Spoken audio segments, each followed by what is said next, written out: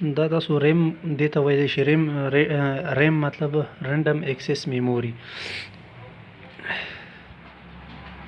دا مختلف سلاټس لګېدلي وي. دا چې کوم دی لاندې چې کوم دا شین کلر ښکاري دې ته مدر بورډ وایي. دا چې کوم دی دلته لاندې تاسو که وګورئ دا دی فرنټ یو ایس بي. فرنټ یو ایس بي دا کیبل چې کومې لګېدلې دا فرنټ یو ایس بي کې تاسو سوچ وکړئ دا تللي فرنټ ته مخامخ چې سی پي یو کې مخامخ کوم د یو ایس بي فورس وي هغې ته تللی وي. دا هارډ ډسک دی د سیسټم دې ته ساټا کیبل وایي. دا پاور کیبل دی کوم پاور چې هارډ ډسک ته ورکوي. دا سیدا سی ډي روم دی. سی ډي روم ته دا پاور کیبل دی. دا دې ته زمانه دې صحیح نوم یې رکھي وي 80A کیبل ورته هم یو بل څه نوم ورته هم ډېر ښه نوم دی. د آسان نوم دی سمپل.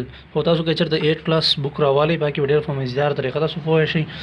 بل تاسو که وګورئ هر څیز باندې داسې لیکل شوي چې سړي ته څه نه څه معلومات کېږي. لکه ما چې څه وخت مخکې وویل چې دا دی دې ته یې لیکلي دا دی فرنټ یو ایس بي. دا فرنټ یو ایس بي د دې ځای نه کېږي کنټرول کېږي. مطلب دا د هغې ګوچې دي دې ځای نه لګېدلي یا کنټرول وي. دا سیل دی دا چې ستاسو کومه ټایم او ډیټ دا څیزونه ساتي. مطلب سیسټم پاور آف شي یا نو هغه ټایم برقرار وي. ټایم نه یعنې بې ټایمه کېږي نه ستاسو کمپیوټر. دا بټن چې کومه لګېدل اټومیټک چې کله دا بټن تاسو فریس کړئ نو تاسو سیسټم که یعنې چې څنګه سوچ ورکوي تاسو سیسټم آن شي.